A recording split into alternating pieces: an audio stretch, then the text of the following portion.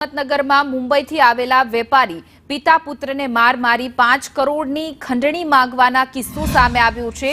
મુંબઈથી આવેલા વેપારીને રાજેન્દ્ર સંઘવી નામના આરોપીએ ભાડે દુકાન રાખી તેમાં 1 લાખ જેટલી સ્વામિનારાયણ સંપ્રદાયની ટોપીઓ બનાવવા માટે કોન્ટ્રાક્ટ આપવાનું જણાવી બાપ દીકરાને બોલાવ્યા હતા, જ્યાં તેમની અન્ય 5 વ્યક્તિઓએ ભેગા થઈ 5 કરોડની ખંડણી માંગી હતી। વેપારીના ભાઈ તેમજ મિત્રની જાગૃતતા હોવાના પગલે આરોપીઓ બાપ દીકરાને માર મારી ફરાર થઈ ચૂક્યા છે।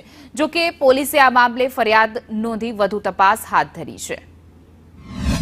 ફરિયાદી અને એના પિતાશ્રી બંને મુંબઈથી અહીંયા આવેલા હિંમતનગર અને જે આરોપીઓએ દુકાન ભાડે રાખેલી છે ત્યાં લઈ ગયેલા। ત્યાં વાતચીત કરતા હતા એ દરમિયાન આ જે આરોપી છે રાજેન્દ્ર રાજકુમાર સંઘવી તથા બીજા જે 5 માણસો એમની સાથેના આરોપી એમણે આ લોકોને મારેલા અને દોરીથી બાંધી દીધેલા અને પછી એમની પાસે પૈસાની માંગણી કરેલી 1 કરોડ 5 કરોડની। તો આગળ